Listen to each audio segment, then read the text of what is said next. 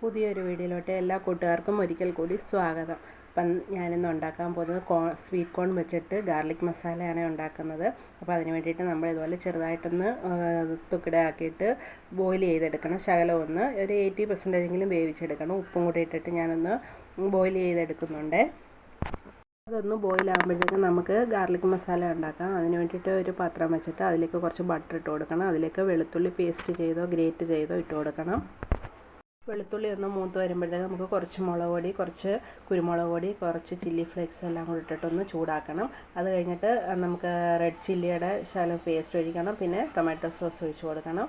അതൊക്കെ നമ്മുടെ എരിവിന് ആവശ്യത്തിനൊക്കെ വേണം മുളക് പൊടിയൊക്കെ ഇട്ട് കൊടുക്കാൻ. അതൊന്ന് മൂത്ത് വരുമ്പോഴത്തേക്ക് നമ്മൾ കുറച്ച് വെള്ളം ഒഴിച്ചിട്ട് ആവശ്യത്തിന് ഉപ്പും കൂടി ഇട്ട് കൊടുക്കണം.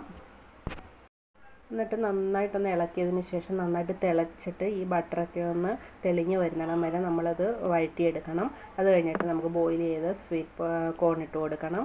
നല്ല ടേസ്റ്റാണ്. മസ്റ്റായിട്ടൊന്ന് ട്രൈ ചെയ്ത് നോക്കണം. നല്ല ടേസ്റ്റാണ്. നമ്മൾ ഒരു പ്രത്യേകതരം ടേസ്റ്റാണ്. നമ്മുടെ ബട്ടറിനകത്ത് ഉണ്ടാക്കിയതുകൊണ്ട് നല്ല ടേസ്റ്റാണ്. എല്ലാവർക്കും ഇഷ്ടപ്പെടും. അപ്പോൾ എരിവൊക്കെ നമ്മുടെ ആവശ്യത്തിന് ഇട്ട് കൊടുക്കണം. എരിവ് ഇഷ്ടമുള്ളവർ ഏറെ ഇടണം, കുറച്ചുള്ളവർ കുറച്ചിട്ട് കൊടുത്താൽ മതി. അതായിട്ട് ഒരു സ്റ്റിക്ക് ഇങ്ങനെ കുത്തിയിട്ട് നമുക്ക് കഴിക്കാൻ നല്ലതാണ്. എല്ലാവരും ഒന്ന് ട്രൈ ചെയ്ത് നോക്കണം കോൺ കിട്ടുമ്പോഴേ.